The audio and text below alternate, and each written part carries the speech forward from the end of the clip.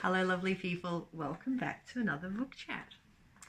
By Rock and Pool on an Austral Shore. The quaint, old-fashioned little town faces eastward to the blue Pacific, whose billows, when the wind blows from any point between north and east, come tumbling in across the shallow bar in ceaseless lines of foaming white, to meet, when the tide is on the ebb, the swift current of a tidal river as broad as the Thames at Westminster Bridge. On the south side of the bar, from the sleepy town itself to the pilot station on the Signal Hill, there rises a series of smooth grassy bluffs whose seaward bases touch the fringe of many small beaches or start sheer upward from the water when the tide is high and the noisy swish and swirl of the eager river current has ceased. As you stand on the Signal Hill and look along the coast, you see a long, monotonous line of beach trending northward 10 miles from end to end, forming a great curve from the sand spit on the north side of the treacherous bar to the blue loom of a headland in shape like the figure of a couchant lion. Back from the shoreline, a narrow littoral of dense scrub, impervious to the rays of the sun, and unbroken in its solitude except by the cries of birds or the heavy footfalls of wild cattle upon the thick carpet of fallen leaves. And then, far to the west, the dimmed, shadowy outline of the main coastal range. Okay, so that is from By Rock and Pool on an Austral Shore by Louis Beck. Beautifully written. And this is something a little bit different for me because these are all older books which are free on Project Gutenberg, so you can pick them up online easily. Maybe even on Amazon as well, I imagine.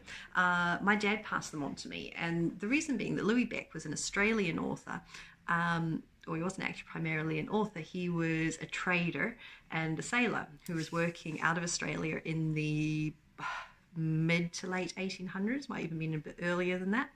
And where it's really interesting for me is, like, as some of you may know, I grew up sailing around the South Pacific Islands, and there's not actually that many books set around there if you're not talking about guidebooks or cruising guides.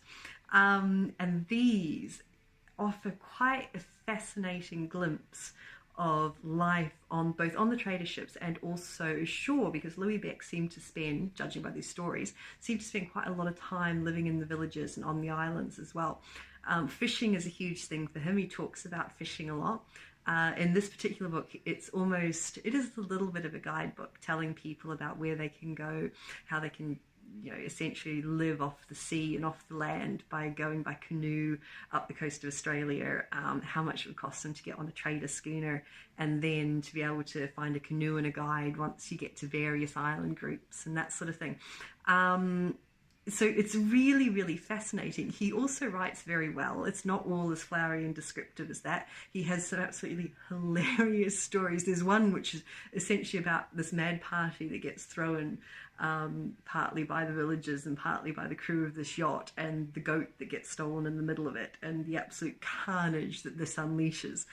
So they're quite entertaining. Some of them are a little bit darker, where it talks about how some of the trading ships would supply arms, would supply guns to, say, one half of a feuding island, and then the sort of knock-on effect of that, the war, the killings. So it's quite interesting. Yes, there is some problematic language in it because of when it was written.